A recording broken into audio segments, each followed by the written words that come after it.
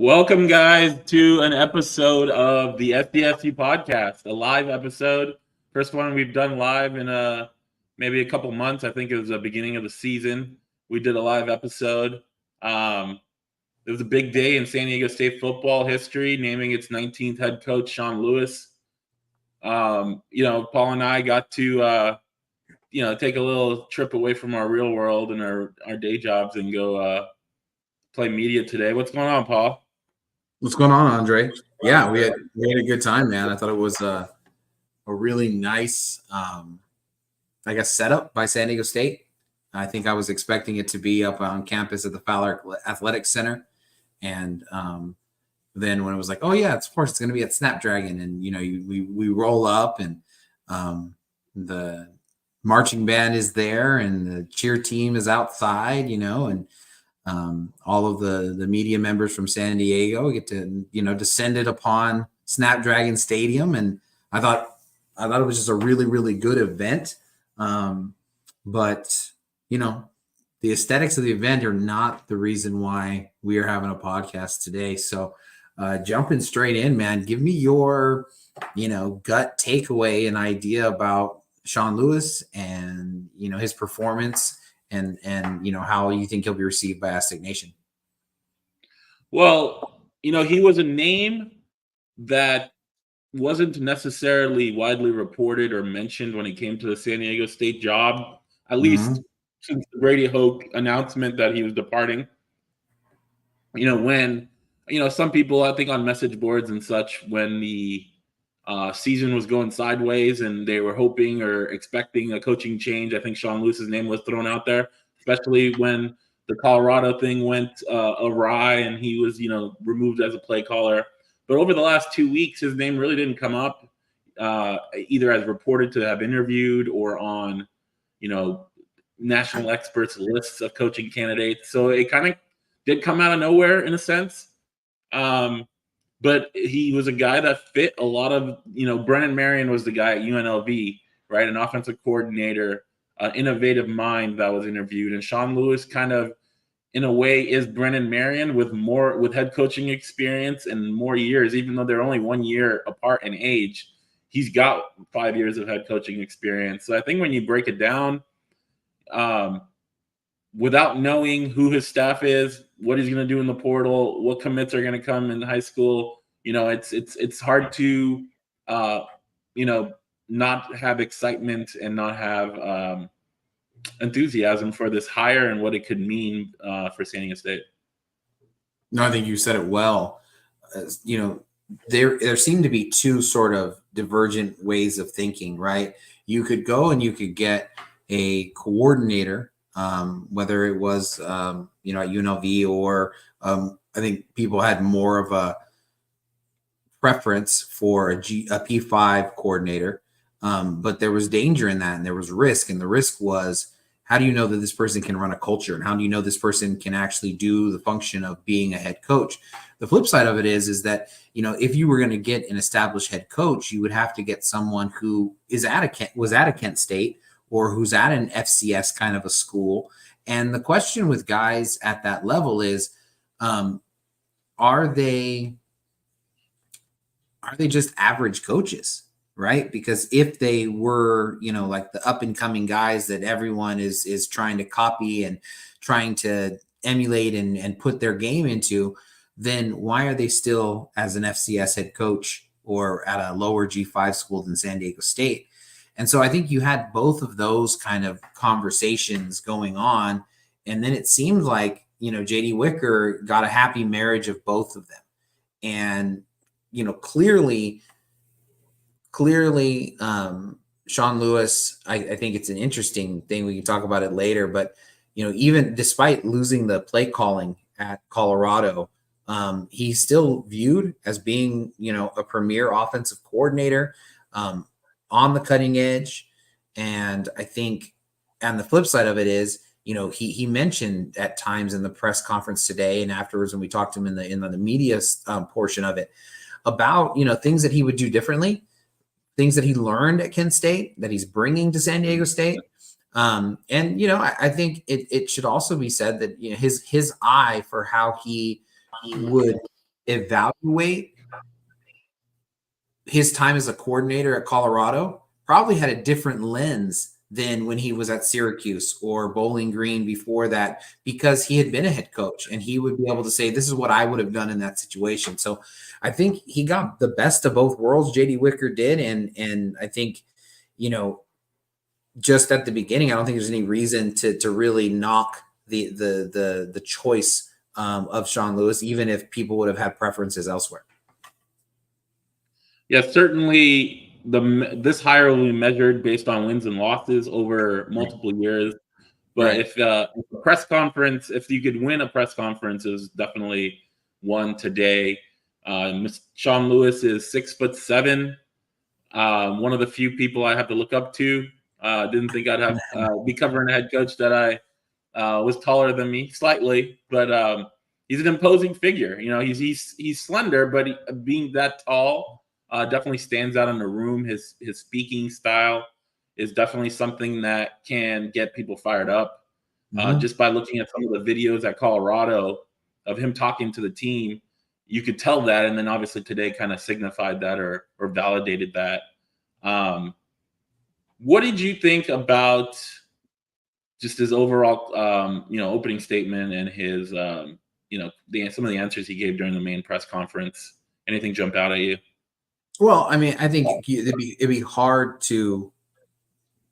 I think it would be hard to not be impressed with. I think how genuine he was in offering thanks to everyone that he had coached with, but then especially his wife, and that moment where he got choked up a little bit.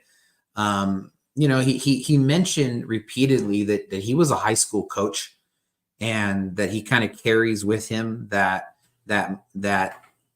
I've been in the lowest of the lowest place before. So I think there was just a sense of like gratitude and appreciation that permeated what he did, which mixed with the obvious confidence that he has in who he is and what he does.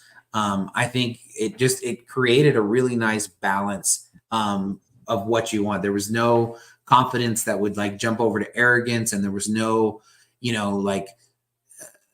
the moment didn't seem too big for him at all. And so I thought it was really, really good. And, as far as the questions were concerned, I think, we were told they were going to keep that portion short. And so we all kind of kept it to one, because we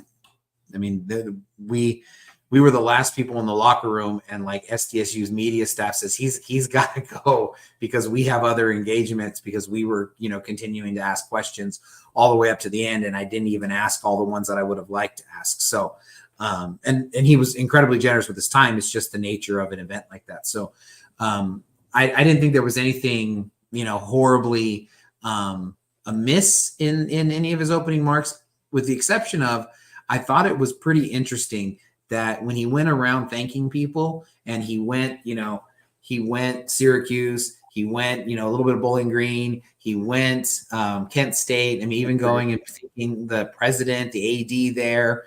And there was no mention of Colorado. It wasn't until a question about Colorado came up that he went and said, okay, here's what I learned from Coach Sanders. And so I thought that was a poignant thing that's just, he didn't volunteer gratitude towards his time up in Boulder. Well, that's an interesting, because Colorado became a national story early in the season, positively, based on how their offense was doing, and Sean Lewis was a part of that. And then came the struggles and came the demotion. There's a lot of smoke that Dion was mad that he wasn't running the ball enough and was putting his son in harm's way, getting hit a lot. But then there's also this other notion that I've seen from some people that said that Dion thought he wasn't running the ball enough, or was running the ball too much. Yeah. And needed to give Dion's son more opportunities to get more yards and stuff. So you don't really know what potentially to believe. But one of the questions we asked JD Wicker after the press conference was about whether that was addressed, and how comfortable he was with how that was addressed. So we're going to play that little video right now. Yeah, no, I mean, I think, we talked about it. I talked to some folks at Colorado who felt very comfortable with Sean Lewis as a football coach and as a head coach, and were, encouraged me to have him high on the list and hire him. So, I think it's sometimes you figure out you have different philosophies about, different things, and, but I think, again, as Sean said, it was a good experience for him, and you take something from everything that you do. And I think Sean articulated the great things that he's going to take from his experience in Colorado and make us better. No, as well. I mean, I think that was a great question because of all of the parts that was there. And, I think when JD talked about that there were certain philosophical things that might have been different that you kind of discover after the fact. And later on in that portion, I asked him or maybe earlier, I asked him, you said that you weren't going to take a bunch of kids and have them force them out and bring a bunch of other kids into the transfer portal, 80% of the roster turned over at Colorado. And I said, but then you go and you bring in an architect of that system, right? Because, I mean, that's what they did at Colorado. Deion Sanders couldn't have done it by himself. And so, his offensive coordinator obviously was a big part of how they turned that roster over. And I asked him, does that mean that you've maybe softened that stance a little bit? And no, that was Deion Sanders' decision. That was not Sean Lewis's decision. And then, of course, when we talked to Coach Lewis, he emphasized that again. So I think that may have been just the philosophical thing that JD's alluding to there is, it has nothing to do with right or wrong or even making a value judgment on it. But, Coach Sanders definitely seems to be results oriented and not people oriented. And over again, Coach Lewis talked about being people oriented and being people first and building relationships and, teaching and if it's not working, if it's not working, finding out why that is and trying to coach people up as opposed to going and saying we need to find replacements in the transfer portal for you. Yeah, when he was asked later in the scrum what he learned from Coach Prime, his answer was behind the scenes access and videos and multimedia stuff to the facilities and the programs. It wasn't what I learned about, raising men or mentoring or things like that. So I think that it's pretty clear where that stands. And obviously he's moving on and Colorado's moving on. And I think San Diego State is thrilled to have him as their next head coach. The other part of this that's fascinating is San Diego State's been a defensive-oriented team for 15 years. We know that. Mm-hmm. So many of the fan base wanted a complete shift to the offense. But we know defense, you still need to have a defense to win. And, JD had talked about if it's an offensive guy, I want to know what their plan is for defense. If it's a defensive guy, I want to know what their plan is for offense. I thought it was an interesting answer he gave when he was asked, when you interview an offensive guy like Sean Lewis, what made you comfortable that they weren't going to just ignore the defensive side of it? But so here's his answer to that. Again, I think the success that he's had offensively across the board, then he brings balance. It's not one of those, one of the questions that I asked was, okay, there's, 6 minutes left in the fourth quarter and, you've got the ball up 10, how are you going to play that? Because, there's some coaches that will refuse to move off of how they play offense, and they'll go out and they'll throw 3 incompletions and run 30 seconds off the clock, and then the other team gets the ball, and all of a sudden bad things can happen. So I wanted someone who was exciting offensively but also brought balance to their game. So that was really good. And then how he approaches the student-athlete experience. Again, that is, life skills are one of the most important parts of what we do in our program, and that's developing young men and women that they are ready to leave San Diego State and be successful in the real world. And he, not only is he a great football coach, but he does that as well. How did he answer that first question? Which first question? The first question about if you're ahead. Well, how do you? Yeah. Oh, what do you do? No. He's like, look at the balance that we've had in our program, and you go back to that Kent State year where, I think 50 yards separated what they did offensive and defensive. Now he did drill in on me on what the situation was exactly, and but yeah, he's got he's going to look at it, and if the right thing to do is to run the ball, we're going to run the ball. If you need to throw it at some point in there, we'll do that as well. But it's not one of those. It's no, my offensive philosophy is this, and we always do this. It's what's going to win the football game. Balance was one of the, fast and alpha and, transformative. We heard that one a lot. If those are the words that were used the most, I think balance was right behind it, talking about the running and the passing game. And I thought it's an interesting question to ask coaches, because there's so many different variables and factors that go into that situation, right? And obviously Wicker mentioned that, as a coach, he kept saying, well, give me more details about the situation so I can give you a better answer. But I think, you could tell what JD was looking at by asking that question and not wanting 3 incompletions. But I think the answer based on, we're balanced, we run the ball, we're going to do what's going to help us win, I think was something that won him over.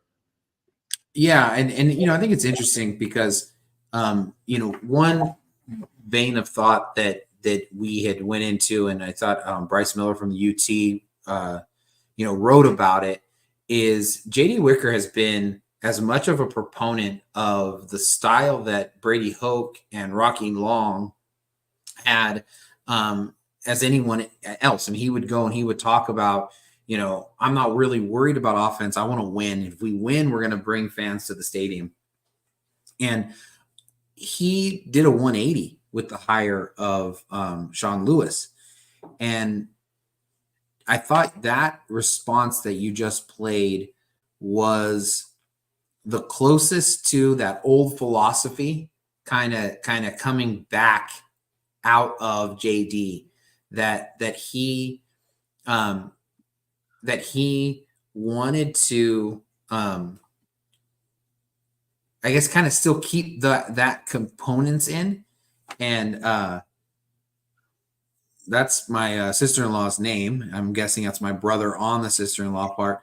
Well, and to talk about this comment, running the ball, pulling linemen, being physical, that actually describes Sean Lewis's offense much more than being pass happy. The yards are more because you get more yards when you pass, and so you just kind of can equal it out that way. But I did the math. When he was at Kent State, he was actually a 60-40 run pass ratio, which is the same as Jeff Hecklinski. And last year, San Diego State was 58% with runs. So it's the fact that he gets so many more plays because they are up tempo. But you should make no mistake about it. And he mentioned that when somebody asked about, I think it was Aztecs All In. I think they asked about, the running backs that San Diego State has had in their tenure. And he said, I want you to understand, like, we do pulling guards. We run the football. We are physical. So his offense is actually more run than pass. It was different at Colorado, going back to some of the comments that you had before. But I think that, getting away from everything that Long and Hope did, I think would be a mistake.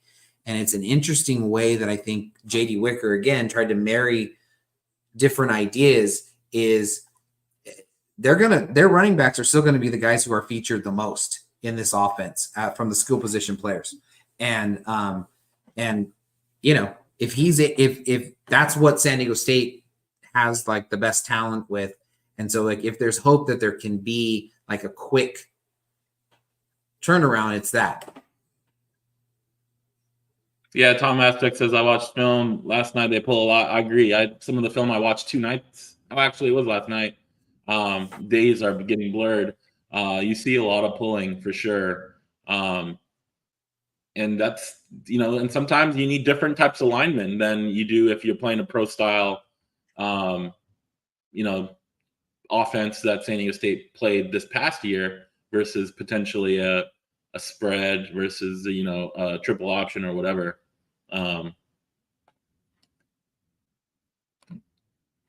Robbie Casillas, thanks, Robbie, for joining us. He said, I read that Colorado scored 12 points less a game after they took the play calling. Yeah. I mean, their schedule did get harder. They obviously got into the meat of their Pac-12 schedule. The last game he did play call against UCLA, they only scored 16. So the offense was on a downward trend already. But yeah, definitely it's 12 points a game is a big difference to just put aside due to schedule or whatever. It was a massive difference right there. Go ahead.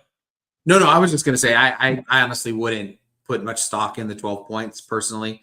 They played Utah, which takes the air out of the ball. They played Oregon State, which San Diego State saw as a good defense, top 50 defense. And then they had an embarrassing performance against Washington State, where their head coach accused them of quitting. And then and then they had a normal game where they scored, I think, 31 against Arizona, which is ranked and looks really good. So I don't know that I would necessarily put a whole bunch of stock in the 12 points as some of this great like difference maker. I think that the reality is Colorado's issues were not the offense, and they continue to not be the issue when they switch coordinators. It was kind of like, we got to do something. And so we're going to switch coordinators because it probably isn't going to make a heck of a bunch of difference. And maybe it'll light a fire under people. Or maybe they just weren't seeing eye to eye, and that was the way for Deion to be able to keep control of his team. But, I think that there wasn't the drop off that maybe that 12 points would suggest.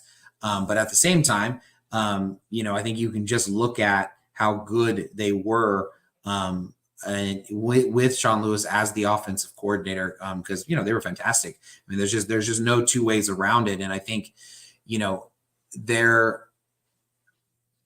what I found most interesting about Colorado is that Colorado got 80% of its yards through the air. I mean, they were terrible rushing the football, and yet they still had more than 40% of their attempts come from that direction. So, I think it's an interesting thing. And looks like we got more comments. Yeah. Tom, let's see. Tom wants to talk about potential coaching hires. We will get to that, okay. Tom. There's a video we want to show of Coach Lewis, answering that question on the plan for that. Stay tuned, right? Is that what you're saying? Yeah. Is he a difference maker when it comes to recruiting? That's the biggest wild card out there right now, 100%. Because he doesn't, most of his ties are Midwest, right? Yep. He obviously was at Colorado for a year. He talked about how he has recruited quarterbacks in California, in Southern California.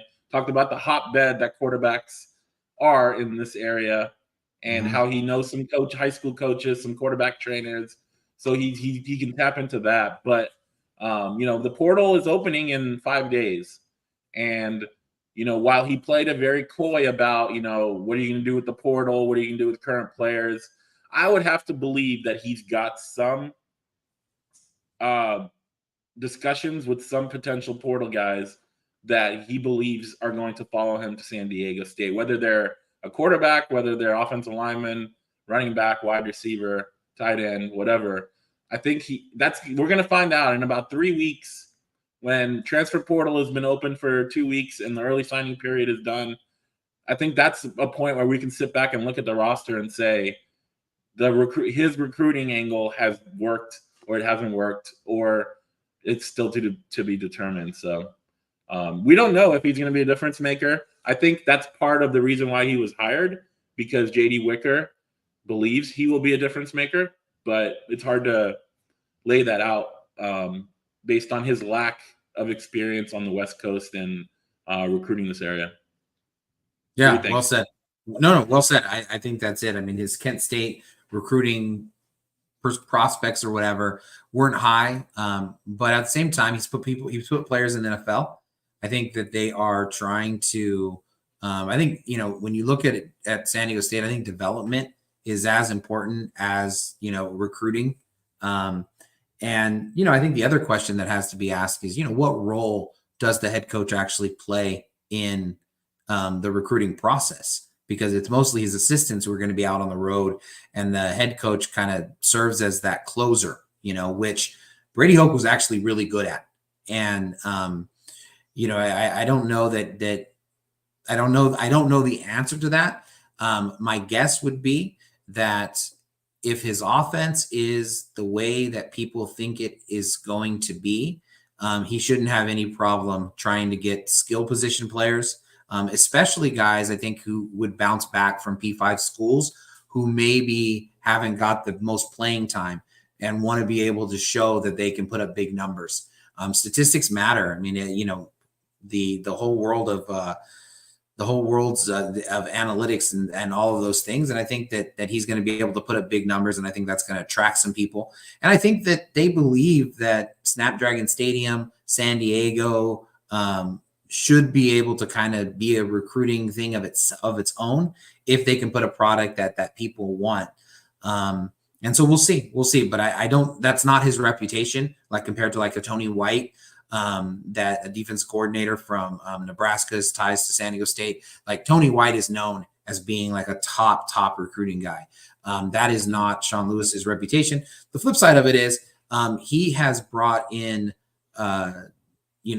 a quarterback last year to Colorado, a 3-star recruit, played this last week. Another really highly thought of guy who decommitted because Sean Lewis is leaving. So, there are some suggestions that he could do that. But again, as Andre said, we don't know yet. Yeah. And I think part of it is also, he's got to evaluate the 4 returning quarterbacks on the current roster and see what he has there. Now, there's not a lot of tape on those guys.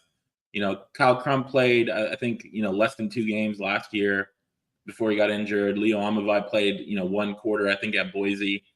Tobin Odell got 6 snaps this year. Javance, obviously, redshirted. So, he's got to figure out from practice tape, from talking to some of the staff members, what he's got in those 4 guys. But I think undoubtedly there will be at least 1 or 2 quarterbacks coming in to this team that is not on the team right now, and potentially one of those 4 exiting. There's not a lot, more than a couple spots for guys to compete for a starting role. And so there's going to be a numbers game at some point, but we don't know. I think it'll all start to shake out starting on December 4th when the portal technically opens, even though grad transfers are in the portal and can. But an interesting question by Jim Barry. What's up, Jim? Jim is my seatmate at Viejas Arena at basketball games. He sits right behind me, although I haven't seen him this year. But thanks, Jim, for joining. He says, will Kristen stay? He would fit this new offense well. What do you think, Paul? Absolutely. I think he stays. Yeah, I agree. I think that this is, you go back to the very public comments that his dad made. And obviously, Keenan himself has kind of separated him, but it's space. And, a guy like Keenan Christian, I agree with Jim. I think he would fit. I think he would very much fit with this. So I think it's really, really I think it's a great fit for him. And I think the other side of it is, I think this is also the place where he can get the most opportunity. I think that given,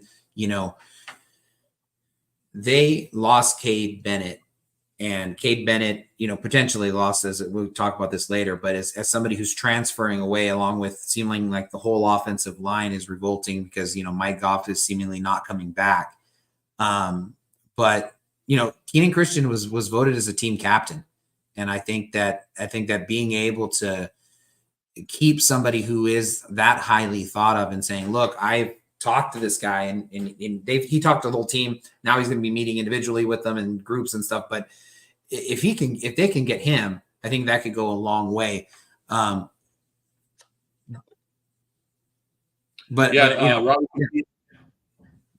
talks about the video of ex-Kent State offensive line coach Bill O'Boyle, what he's looking for offensive lineman. O'Boyle, actually Lewis, when he went to Colorado to be the OC, he basically said that he needs to bring Bill O'Boyle with him based on the articles that were written at the time. So he basically refused to go to Colorado without bringing Bill O'Boyle, and Prime obviously allowed that. So speculation is that O'Boyle's coming here as well. I don't think there's any, we haven't been confirmed that, and I think Coach Lewis, deferred every question about, who's going to be on his staff today. But I think it'd be surprising if O'Boyle is not the offensive line coach once all the staff shakes out. But yeah, you gotta, as we talked about earlier, some of these offensive linemen may not fit the scheme. Some of them may, but yet they still want to go elsewhere. I mean, I think Cade Bennett is a 2-time all-conference guy. We saw what happened to Josh Simmons last year after a year where he actually didn't have a great season, wasn't all-conference, and now he's playing for top 10 team in the country, starting left tackle at Ohio State. Cade Bennett is going to get offers. He has already received heavy interest from a lot of power teams. Mm-hmm. And while San Diego State has reached out to him and tried to keep him, I have a hard time believing that it's going to work in this case, because Cade's going to have those offers that are potentially going to give him that opportunity to be seen nationally. Because he wants to go to the NFL, as he told us on the Father's Day special. He wants to go to the NFL. And he's very appreciative of Coach Goff. And if Coach Goff isn't here and a new guy's coming in, he might say, well, there's better things out there for me. And so some of them that are leaving might be scheme fit. Some of them are leaving because of other issues. Some of them might come back. Who knows? Once the staff has a chance to talk to them. But we'll have to wait and see what happens there. All right, man. I teased it, bro. I teased extra video and comments from San Diego State's head coach, and I think this is the recruiting pitch, isn't it? This is what he would be telling his guys. This is his goals of the program. This is what you asked him, if he, looking back in 5 years, what would have been accomplished. JD, actually, he said that you signed a 5-year contract, and we're looking back 5 years from now. What did you do that would make it to where you did a great job? That we graduated all of our young men, that we have unbelievable leaders within the community, that we competed and won at a high level. We added more conference championships, and we added college football playoff appearances. Those are the goals, those are the objectives, those are the standards, those are the expectations. But again, it starts with the people, and make sure that the people are right and that they have as many doors and opportunities, open and available to them in all areas as they move through their time with us. And then we win at a consistently high level, year in, year out. You mentioned about, just the structure that you have to have to do all the things that you do. Sometimes that structure can be in conflict with people and being people first. I mean, how do you balance, I guess, setting up your structures to be able to meet the needs of the actual people that are there versus? Sorry, I'm trying to figure out this audio visual stuff. No, that guy's voice was great. Who was that? Yeah, I wonder who that was. Wow. First, I mean, so there's the 4 things, right? Go ahead. I was going to say the first thing he talks about is graduation and becoming better men. Football seemed to come, 3rd, 4th, 5th in that list. I like that. But that's and I understand that that's not always going to fit well with anybody, but everybody, they want winning is the only thing. But I think it was great that he started there. I think that if he goes and it seems very genuine that that's who he is. You can see, number one, the similarity between him and Coach Hoke and the similarity between the former staff. And I think if there's any idea that some of these guys are going to be able to find kind of that kindred spirit with Sean Lewis, it's because they have very much of the same kind of mantra. But then I thought, 5 years is what I asked him about, because JD Wicker, he gave him a 5-year contract, said it's around 1.7 million base. There's a buyout in case, he does really, really good and somebody else goes and takes him to a bigger contract. So San Diego State, should be okay. Should the best case scenario happen and he reaches the goals that he just talked about. But then he says in 5 years, he said conference championships, plural. and he said we went to the playoff. CFP. Yeah. Yeah. So that's 5 years. That's where he says that he's really successful in 5 years if all of those things are happening. And I think that everybody kind of says those things perhaps, but if we're looking back 5 years from now, holding episode number, this is 108, so we're on 5 years from now, the way you have us do these podcasts, five a week we're on now or something, we'll be at like episode 1500. But and that's what he did. Obviously San Diego State would be in a much better place, and it would be a really, really exciting 5 years, but that's what they're aiming towards. And I think that as he's going back into that locker room and he's saying, this is who we want to be. We want to develop you as men. We want to develop you in the community to being positive everywhere you go. We want to win championships. We want to get to the college football playoff. I think that can be really exciting because of the way that he's able to articulate it. And that's what he said the goals of the program are. And that's what I think everybody has to hold him to. Yeah, he was asked what his next steps are, right? Immediate next steps, and I think it's important to hear what he said about that. Have you mapped out what your steps are in this job to be able to get this ring dancing? Yeah, the biggest thing is being with the players and knowing where they are at, and meeting with the staff, right, and getting our staff, our team, and the people that are going to do this great work together in place. That's priority number one. And what beyond that, like, over the next 2 or 3 weeks, what are your priorities? Yeah, to do a great job again with the talent acquisition process, right? To know the commits and to see where they are at, and to have a successful early signing period. Hopefully find a place to live, right? Get the family out here from a personal standpoint.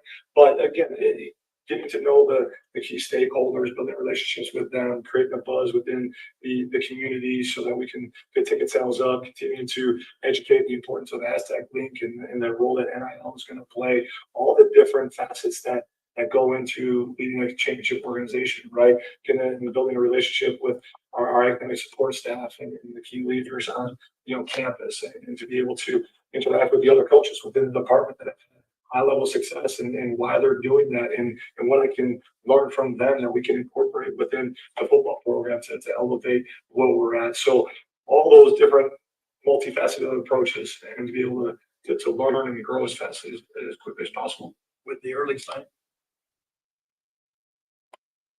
That to me was the most impressive answer he gave all day. For everybody, obviously you can see on the bottom of the recording how long it had been. We had talked to JD Wicker prior to that. He had been in the press box. This has been a long day that he's been, answering questions. And the thing that I was impressed with is, he's 37, right? So he's younger than the two of us are. What have we done with our lives, Andre? He's 37 and he's answering, I loved what he said. He said he doesn't know. That's basically that answer, right? He's going to get with all of the stakeholders, and he's going to listen, and he's going to learn what he needs to know before making decisions. He doesn't know if he's going to run a 3-3-5, he said. He doesn't know what coaches he's going to keep. He doesn't know which players and how many guys he needs to transfer because he hasn't gotten that information. And I thought that, there would be a tendency, there is a tendency for people who are young to try to kind of express too much confidence because people are going to criticize their inexperience if they say an answer like, you don't know. And I like that he was telling the truth. Like, he doesn't know. How could he possibly know? He had 2 Zoom meetings and 1 in-person meeting with JD Wicker to get hired. I mean, that's it. It was, talk about not getting leaked. I mean, maybe the guys who did get leaked knew they weren't getting the job. And so they wanted to have their names out there as potential head coaching going down the road, and they leaked themselves because 2 Zooms and an interview, that's really hard to get leaked unless it's something intentional. And so I like that answer by him. I thought that was a great answer for him to say, I don't know. I don't know if we're going to need a running back because I haven't spoken to Keenan Christian yet. I don't know what the QB room. He wouldn't commit to bringing in a portal QB because he doesn't know what he has. He says, I'm going to be honest. I'm going to have an honest evaluation. I'm going to have an honest, a kind honesty with where players are, what they see from them, and then, make sure that the marriage is good. He says, because I don't want a guy who committed to the former staff to transfer a year from now because they didn't know everything that we're about and who we are. And so I found that answer to be really, really compelling and really good, that among the million things that he is prioritizing, what he's carving out time to do is he's carving out time to listen and learn. And he cannot make good decisions unless he's willing to do that. And then he said the same thing in a different way. He said at Kent State, I put my coaching staff together too soon, and I didn't do as good of a job as I could have. That's the exact same thing as saying I have to go slower. I can't be a slave of this clock that I'm arbitrarily putting there. I have to allow the process and do the best job, however that takes me, with the time constraints that are obviously there. So I thought that was his most impressive answer, because that tells me that he understands the job that he's getting. It's not about going and being rah. It's not about getting excitement. He's got to be able to put in a great system. But in order to do that, and I think, like he talked about, he said, we're going to be with the stakeholders, and then I'm going to mix it with my beliefs, and we're going to put our spin on it. Like I said, I thought it was a really good answer. There's urgency to get a coaching staff in place because the portal's opening, early signing day. But as he said, he doesn't want to make the mistake that he hires the wrong guy, which could potentially derail the entire plan and the entire vision that he has. It could send the wrong players out. It could bring in the wrong players. So, yeah, I thought that was really interesting in that sense. Jim Barry says December 9th. I will see you on December 9th, Jim. I like it. In the chat box, is there a topic that maybe we brought up with Coach as we're running out of time here? That we Jim asked who's taller, Coach Lewis. Coach Lewis is 1 inch taller than me. 1 inch taller than me. So Andre's going to start wearing little platforms, little platforms to get that inch back.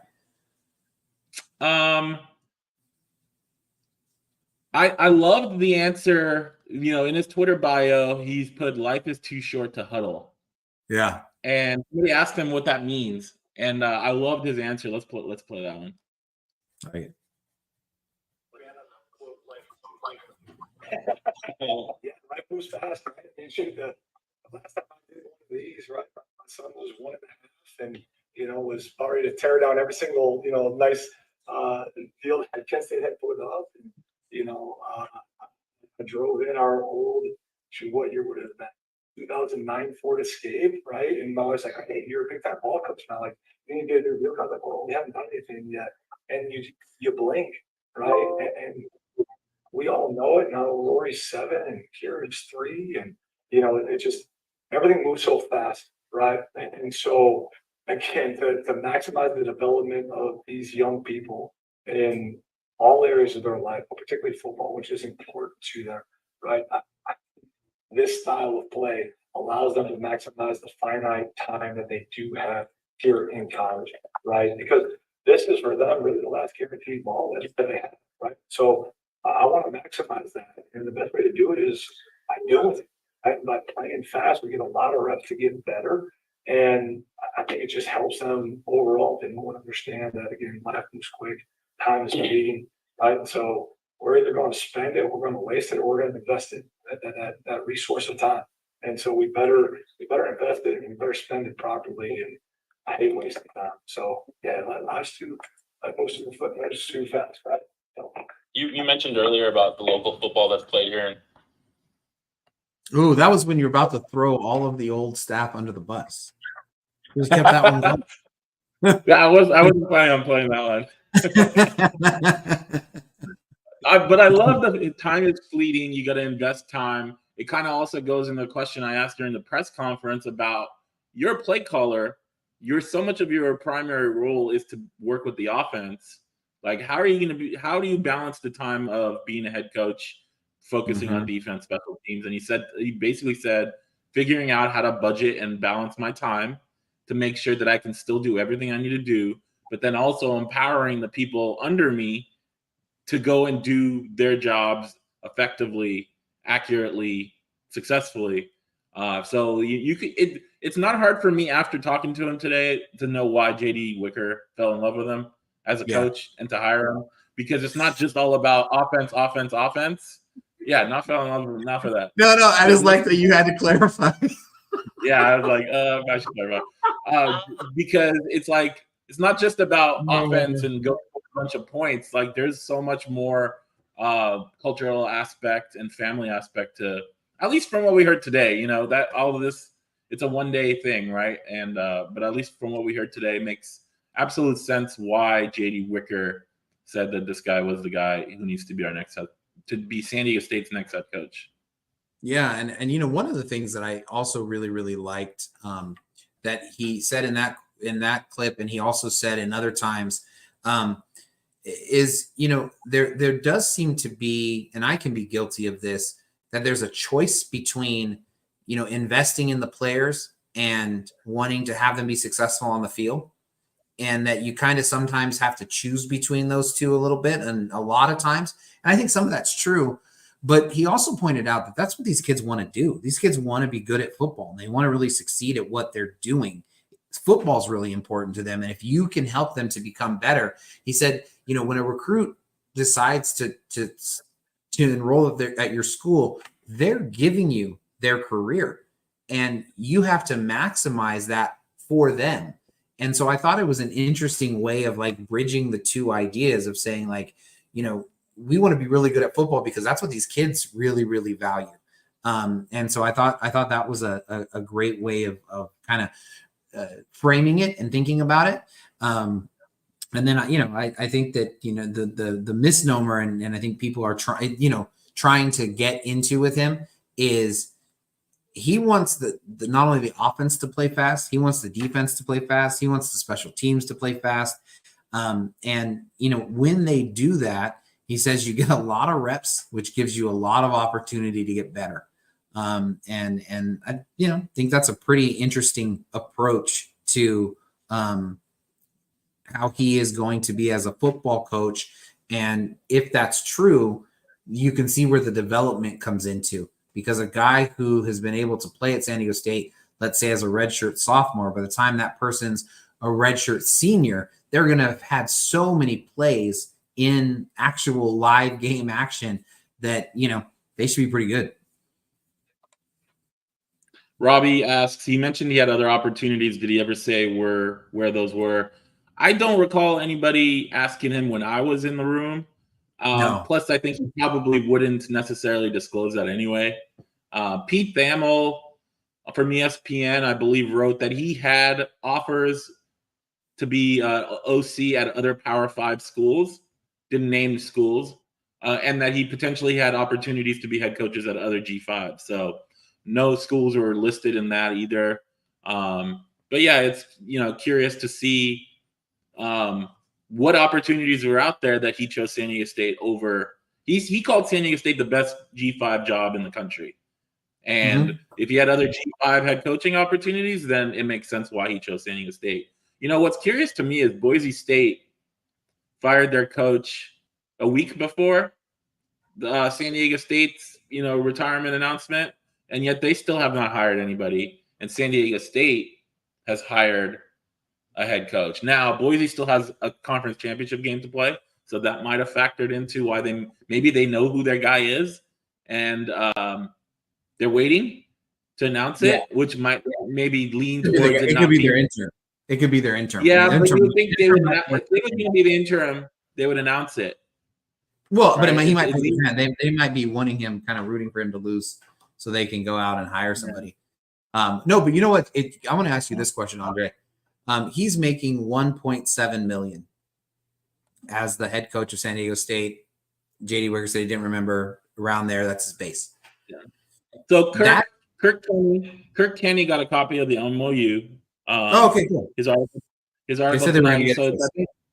it's 1.75 million exactly, or a change, but it is a little bit higher than the 1.7 that he said.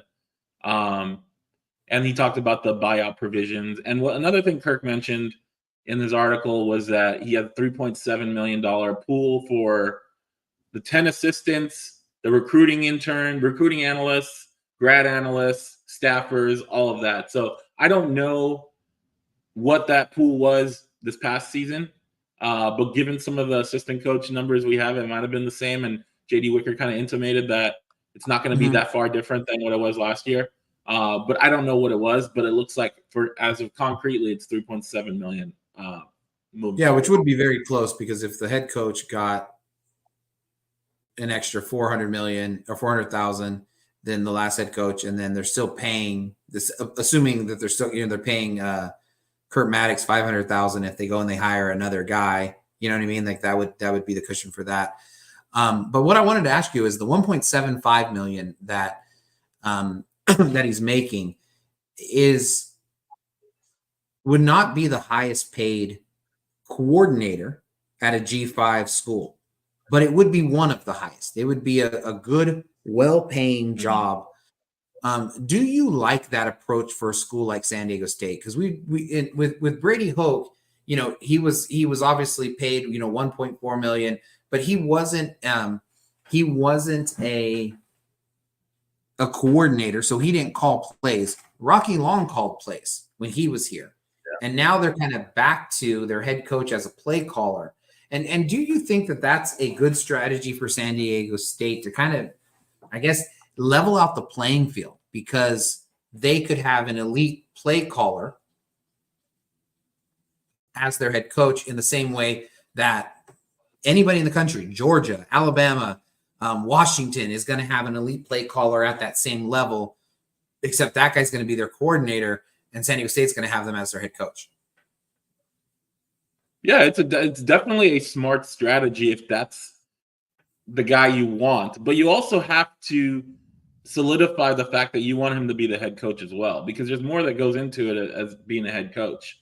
If you think that guy can be your head coach, but also do the play calling at $1.7 million, it's a great investment, because you're getting the best of both worlds in a sense from that way. Because I think the one thing that doesn't get talked a lot about when head coaches get hired, they always talk about, okay, he's an offensive guy, he's a defensive guy, he brings his system, his scheme, right? But what does the head coach have to do during games, right? Clock management, in-game management, what to do with the referees, when to throw a challenge flag, when to use your timeouts at the end of each half or at the end of the game. Like, I watch so many NFL games, I'd say 80% of NFL head coaches are terrible at clock management. Every game you watch, you're wondering why. So there'll be no problem? It'll be just the same?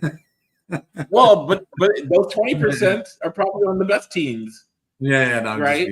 And I don't watch, there's 130 FBS teams. I don't watch them all to know what percentage of FBS coaches are bad, but it's an issue. And I think your head coach also has to be able to manage all that. And when the head coach is a play caller, and so much of that is focused on, when the offensive drive is over, guess what a play caller does? You go talk to the quarterback. What were you seeing?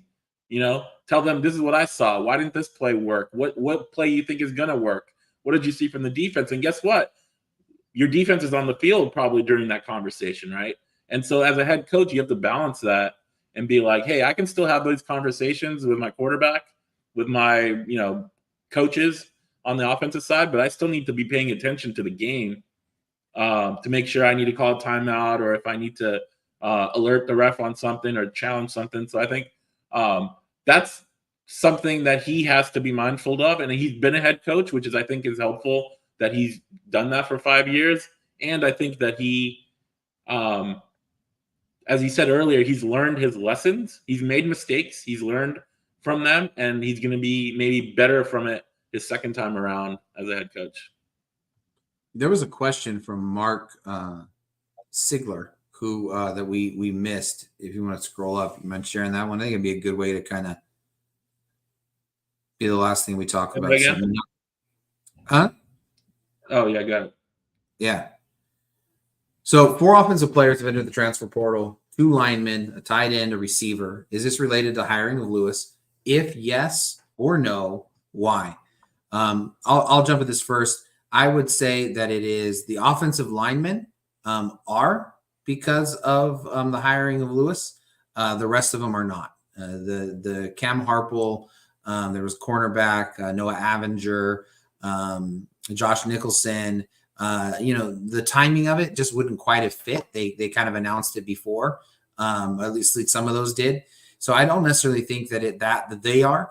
I think, as Andre talked about, there's an offensive line coach that has always coached with Coach Lewis that people are expecting will come to San Diego State, especially because of all of the, I guess, what's the right phrasing? All of the terrible things Deion Sanders said about the offensive line in Colorado and having to replace everybody and all of those kinds of things. And so it would mean that Mike Goff is no longer going to be the head coach. I'm sorry, you're going to be the offensive line coach at San Diego State. And, we've obviously interviewed Coach Goff a couple of times, and, how personable he is, that comes across. Old school Charger fans will know that he was always one of the best interviews that you could have there. But he really connects with people. And the young men that we've talked to in that room have, it's an interesting thing because as the noise about the offensive line at San Diego State externally grew louder, the bond for the guys inside of that grew tighter. And, Josh Simmons, even after transferring, still stays connected to those guys. And so I think that it has more to do with the offensive linemen than it does with the other players. And I think you could honestly, I think some of those other ones may have done it anyway. Noah Avenger, especially, when he came and he arrived, he was like one of the highest recruits from his recruiting class. It was kind of a surprise that San Diego State got him, but then it turns out that his sister is the point guard, is going to be the point guard at San Diego State. His brother is going to be a walk-on running back. Well, the sister transferred to Georgia. His older brother is out of eligibility, has moved on from the program, and now Noah's left. And so I think everyone's kind of been waiting for this to happen. In the meantime, he's been injured, and players around him have gotten better. Noah Tumlin, Chris Johnson, and you're starting to see like that competition. Colorado they have a transfer who's sitting out a year, who was a very good FCS cornerback, who's probably not going to transfer again because it would be his second one. And so there's going to be a lot of competition in that cornerback room, especially if Des Malone and Noah Tumlin decide to come back. And so I think that was kind of expected. Cam Harpel, his brother Cash Harpel is a high school player, and he's becoming recruitable. He's been at San Diego State games. You have 2 years of eligibility. Some have speculated that he left because maybe that's pointing to Mark Redmond coming back and him not being the top guy, which would certainly fit. So there's a lot of things, but the offensive lineman, I would say for sure. Andre? I would agree. I did want to point out, I think, there's a lot of talk was made about the prior staff's lack of high school recruiting and why maybe the talent level on the team this year was lacking. But if you look at that class of 21 for San Diego State, that was a loaded class. It just so happens that most of the top guys in that class have transferred. Josh Simmons, CJ Baskerville, Avenger. Those are, I think, 3 of the guys at the top. I'm probably forgetting 1 or 2 other guys. Haskell. Will Haskell, yeah. And so that class coming in was really, really well regarded. It's just most of those guys at the top have left. Now you could talk about the staff and their handling of those guys and leading to them leaving. That's a different subject. But I think in terms of high school recruiting, that was a great year. It just didn't necessarily work out. Let's talk coaching staff. I know we're getting late here. Let's pass an hour. Yeah, last topic. He was asked about the coaching staff, so I want to play that and what he said, and then we can talk about what we think is going to happen. Perfect. Make a comment about what your plans are for your offensive and defensive coordinators. Yeah, I'm still working through all of that right now. I have some guys in mind. And like anything else, when it comes to a career move, you're uprooting your family, you're getting the character of men that we're going to bring in here. Now that this is official, we'll really roll our sleeves up with that and get to work with it. But we're going to bring in high character men that are very confident in their craft and are going to blow into our people here. Are you changing coordinators? I need to meet with the staff that we have and make sure that we have the right people here for what we're about to embark upon. You said that's. As we said earlier, he did defer, so we didn't get any concrete answers. But I think, as he said, he still wants to talk to some of the coaching staff. What do you think? Who out of the current staff do you think will be on staff when it's all said and done? Okay, first of all, can you please share Jim Barry's comment? Because that's my favorite part of that clip. And yeah. This one? Yeah, bro, we just had Lee Hacksaw Hamilton's voice on our show, bro. I mean, come on. That was bleeping brilliant of us to be able to have Hacksaw on our show. And if you I think his laptop is half of his laptop and his typing. That's all Hacksaw right there. No, it's great. And then if you scroll up, got a little Jim Rome shout out from Fan Garrison, War Paul, War Andre, War Coaches. So hey man, we are getting the whole gamut of San Diego sports radio, man, from the 1990s. But I think to answer your question, I would be surprised, given the fact that they're paying him and how good of a human being and a team player Kurt Maddox is, that there won't be some role for him. Even if it's as a defensive analyst. I would be surprised. I think, when Chuck Long was the head coach, they kept paying him for years afterwards, and they would just kind of give him projects to do that were apart from the team. I don't think that would be something that would be a problem for Kurt Maddox to have. The opposite of that, I should say. I think, yes, from Baja to the Canadian Rockies. Exactly right. No, we actually, when we left today, we walked out with Lee, and it's great to walk out and to be around Hacksaw. We were talking about Javance Johnson, and he was saying, well, Javance Johnson, he was only 18. He was a true freshman. And he looked at me and he goes, what were you doing when you were 18? And I shot right back, I was listening to you on the radio, Hacksaw. And Hacksaw said I was bleeping brilliant. That absolutely is accurate, because I was right there. Yeah. So it was a fun little time with Lee. But but to answer this question, so I would say Kurt Maddox. I think he could be the linebackers coach. I think those linebackers have all did really, really good. I think he could be in multiple systems. I personally couldn't help but listen and hear so much of what Kurt Maddox's philosophy is when Coach Lewis talked about the 3-3-5, and he says, look, if we play Air Force, we can't play the 3-3-5. Well, they haven't been playing a lot of 3-3-5 against Air Force the last couple of years under Maddox. And so I think just that commonality, I would say there. And then I think it would be really, really smart of him to keep Demetrius Sumler. I think that as a San Diego guy, as somebody who, as we talk to high school and college and high school players and high school coaches, it's a name that comes up. Obviously a local guy, knows the area and all of those kinds of things. And so I would say those two would be my two highest, okay, I could see those two guys for sure. Who are you thinking? Well, I wanted to go back to Maddox because I agree with Maddox and Sumler. I talked to two parents of defensive players yesterday. I know parents. Last time I talked to a parent, we know where that one led. But both of them said that they loved Kurt Maddox and they think that he is a defensive savant, was the word I was used, and that his level of knowledge defense is so good that the team would welcome and he would help the team immensely. And I think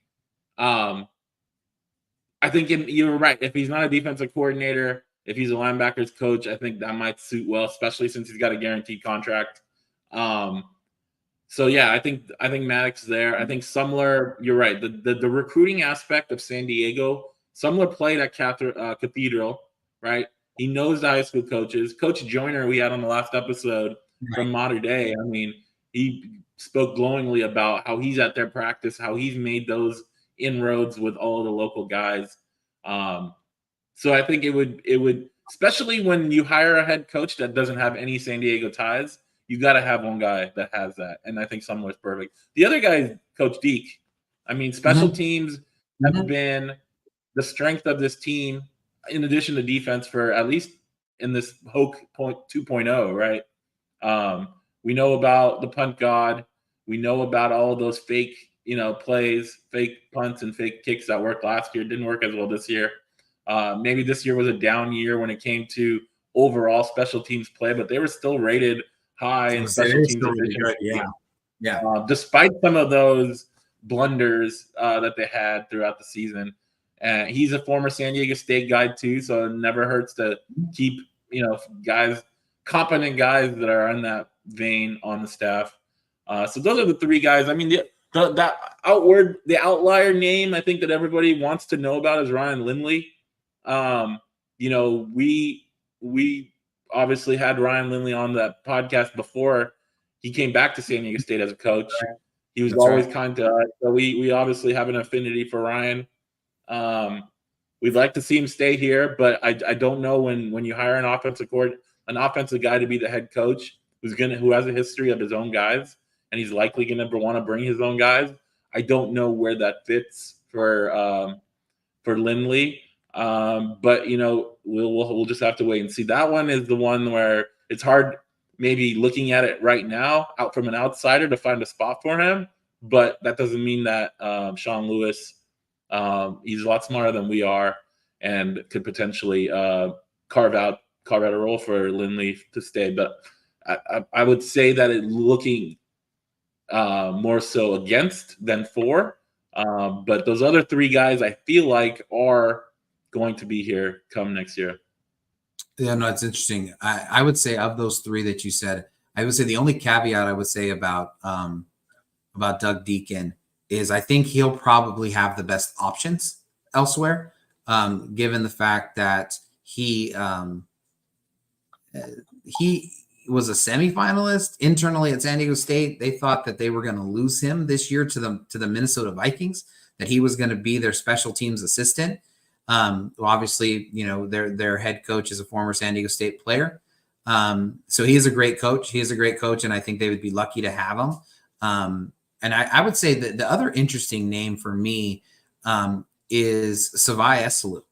I think that Coach Eselu as just a person unbelievably fits what Coach Lewis is talking about.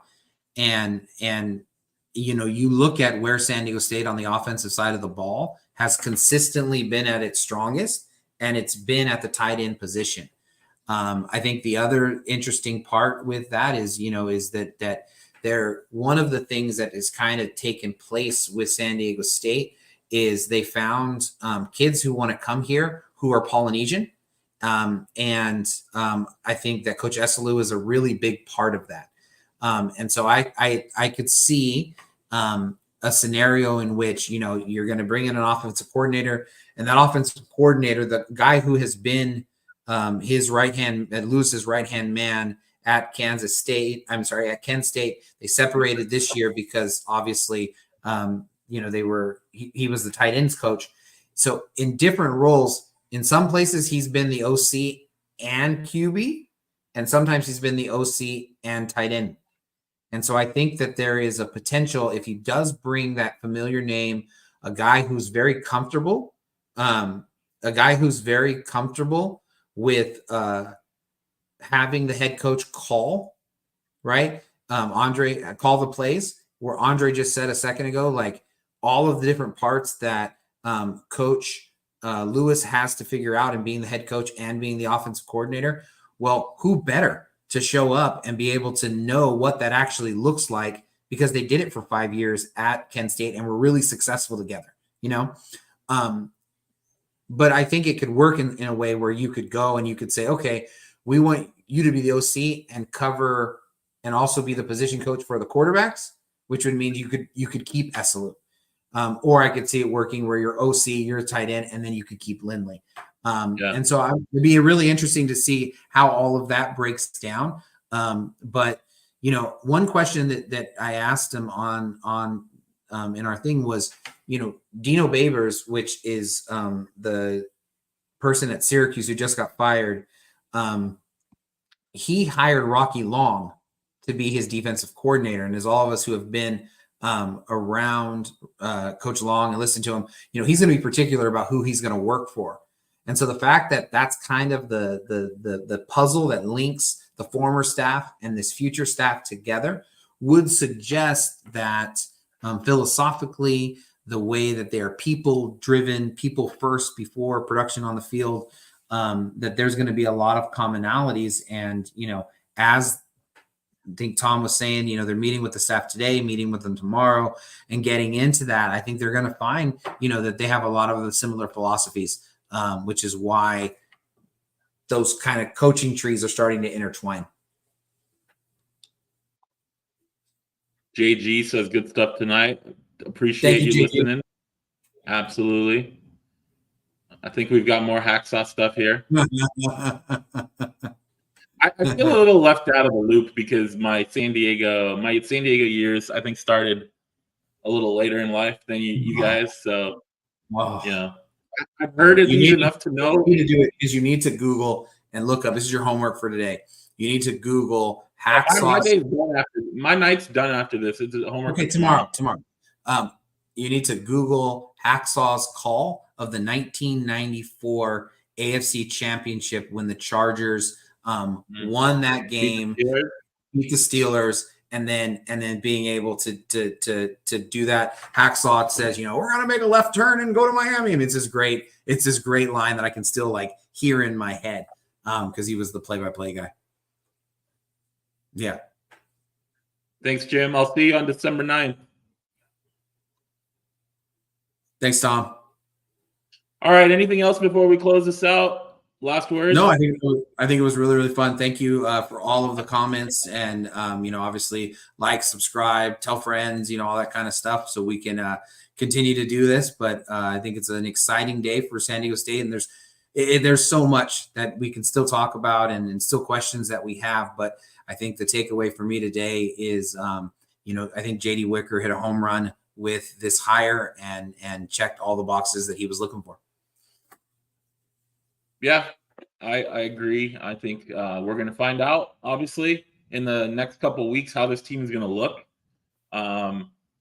So exciting times. Definitely, as I wrote in my article, the vibe around Snapdragon Stadium today versus how it had been in the season, completely different. And I think Sean Lewis is a big part of that.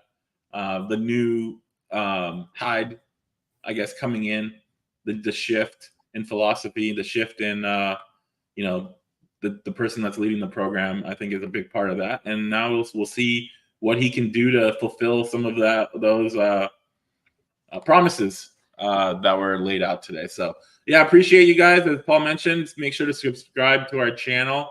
We'll be trying to do some more live streams during the off season. So yeah, subscribe, get notifications on, and we'll talk to you guys next time. Thank you.